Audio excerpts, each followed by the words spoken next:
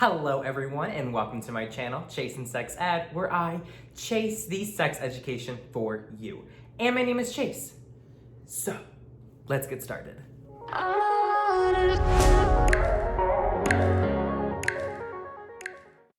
For those of you who don't know, I am a CAP educator, which stands for Comprehensive Adolescent Pregnancy Prevention Educator. So long story short, I teach sex education and I identify as a queer trans man. And today's video is gonna get a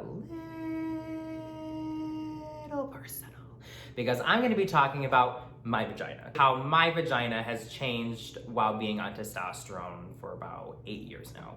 So I have looked up the effects of testosterone that may affect your vagina. So according to the Mayo Clinic and the Randall's Children's Hospital, you may experience a reduction in fertility, cessation of your period, body hair growth, body fat redistribution, clitoral enlargement, vaginal atrophy, acne, increased libido, and increased sensitivity of the cervical and vaginal walls.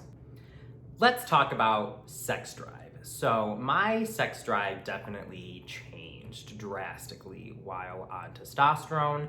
And there was a time when I lowered my testosterone too low and ended up menstruating again. And I really felt the difference in my sex drive compared to testosterone versus estrogen. When I'm on testosterone, my sex drive definitely increased in how often it happens. So my sex drive, I'd say, was like here, and it's like across the board. I'm just like always horny all the time.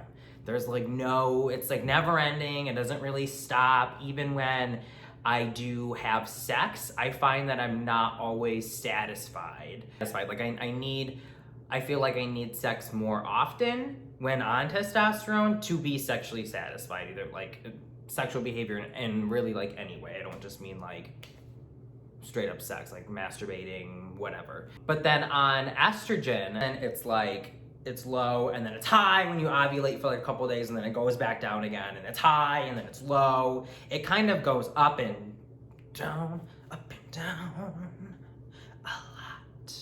I felt like an animal. It was stronger than anything I have felt on testosterone. So the idea that people with vaginas don't get horny is just completely wrong. It goes up and down and up and down and up and down. You never know where it's at. An increase in pubic hair. Yes, so I got very hairy on testosterone, and this is a genetic thing, so how hairy you get or don't get all depends on your DNA. And my dad is very hairy, and I just took it right in. I would be scared to get a wax because there's so much hair, I feel like it would just rip my skin off. And I'd be like, ah! But it's not only more, but it's also thicker and in areas that it wasn't before. So there's definitely a lot more on the lips of the vagina and on the clitoral hood. Definitely expect hair growth if you are someone who's looking to start testosterone, like all over. Let's talk about the lips. Not those lips, but I did experience a change in texture of the lips though. They kind of got thicker and less soft. Like my skin kind of all over got less soft, but I noticed particularly on the lips, maybe because kind of like earlobe soft, you know, down there, and they got harder and the skin resembles more kind of like testicle like skin than it would like the lip skin. That's about it. Thicker and less soft. Menstruation. I do not menstruate anymore. I don't have a period unless I change my dose like I did that one time and I went too low and I regretted it.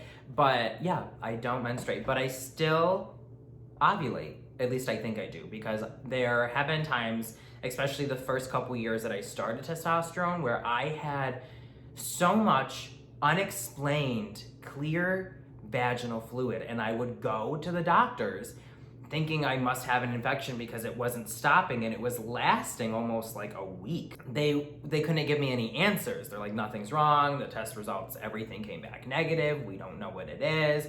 I was thinking maybe I have an allergy to latex, but I really, now that I'm thinking back, I think it was when I was ovulating, because when you ovulate, you have increased vaginal fluid. So I can't be 100% sure, I'm not a doctor, but it was either an allergic reaction to latex that oddly happened only sometimes, or it was when I was ovulating.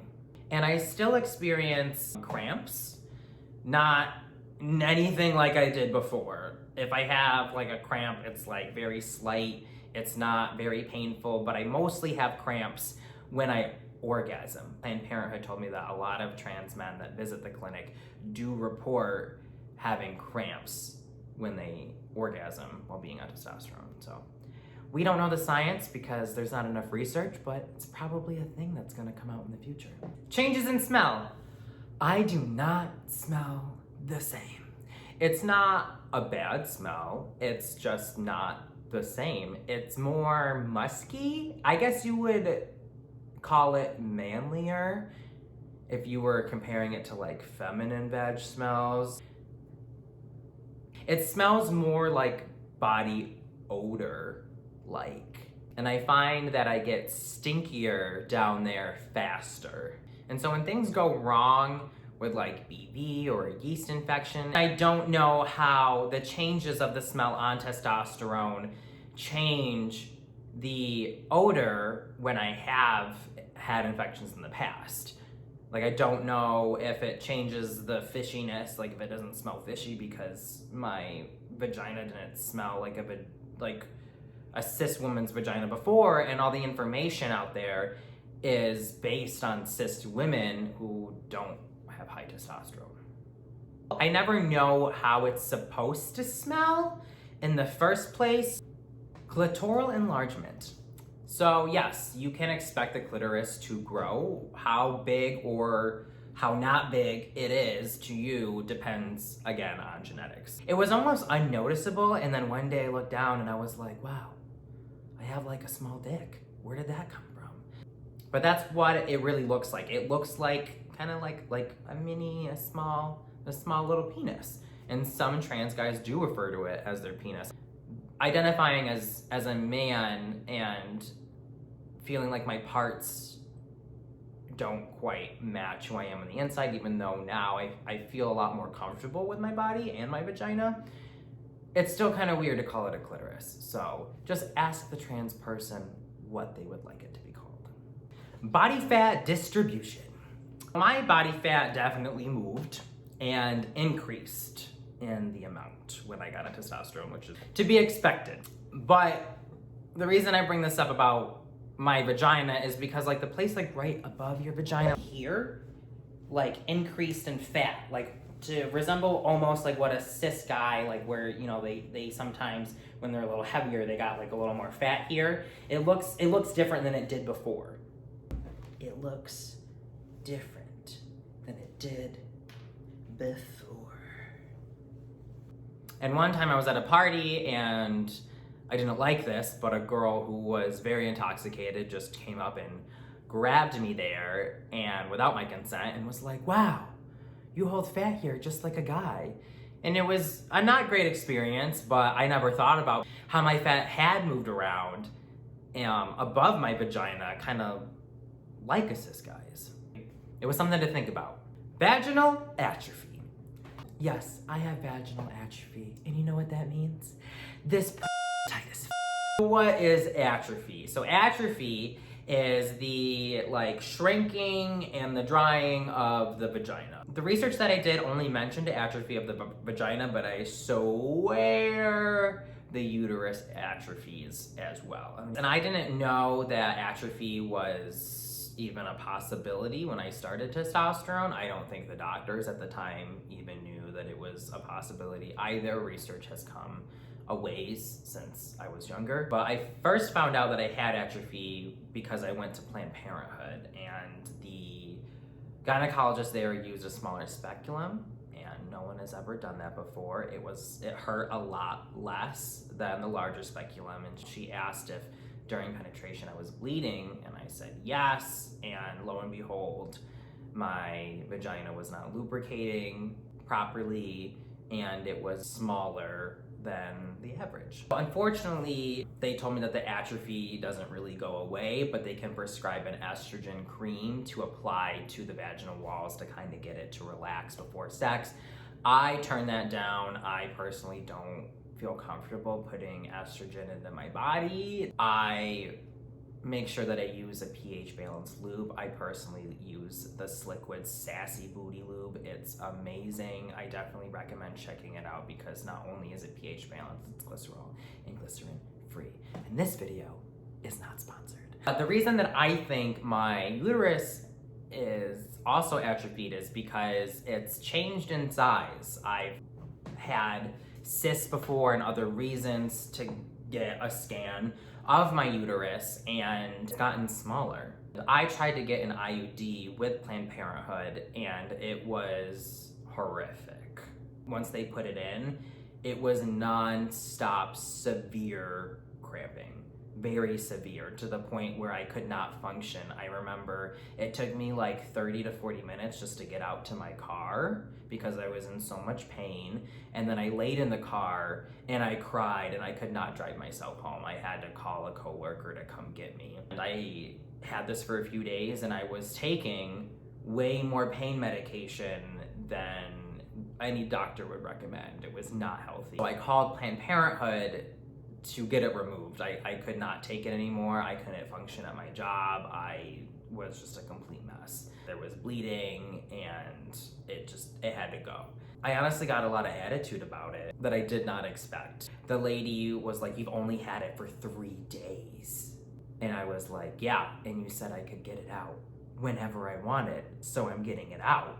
And then they told me that they wouldn't be able to get me in for 2 weeks, and I was like, "No, you need to get me in as soon as possible." So I ended up waiting another week after the 3 days, and I went in, and immediately when they pulled it out, it was so much better.